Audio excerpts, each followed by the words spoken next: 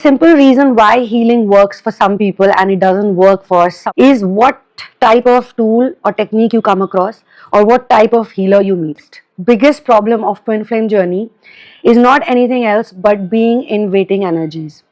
As I said in one of my previous videos that I know of people who have been in waiting energies for 5 years, 10 years, 20 years, and they have not been able to get out of it, and therefore healing cannot happen for them. Waiting also needs to be learnt in a different way. One thing which is just waiting for someone, and the other thing is you want to wait for something or someone. Let's say it's a career opportunity, but then you have hope and faith and you're focused on yourself, and you're also surrendered to source. You're not sitting and thinking when will it happen, why it is not happening, my destiny is so bad, my karma is so bad, blah blah blah.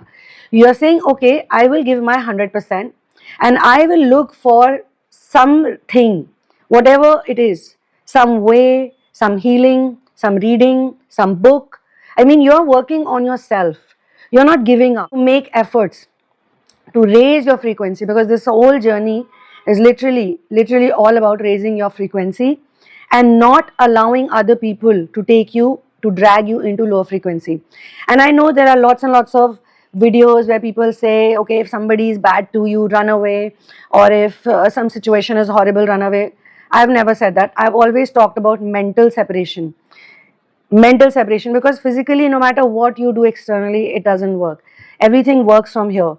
In Hindi, we have this beautiful statement which says, "Man ke haare haar hai, man ke jeete jeet," which means if you have given up in your mind space, if you have lost, if you're a loser there, you'll be a loser in real world also.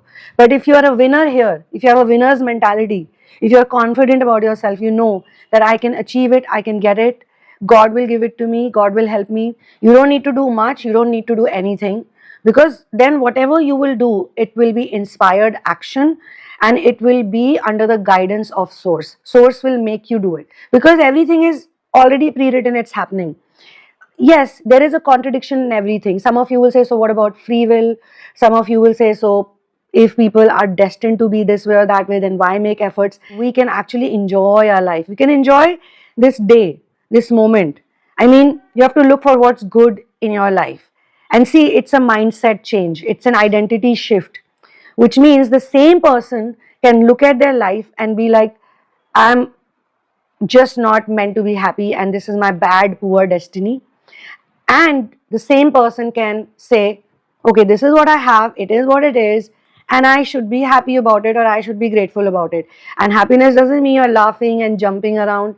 Happiness simply means you're grateful and you accept everything the way it is.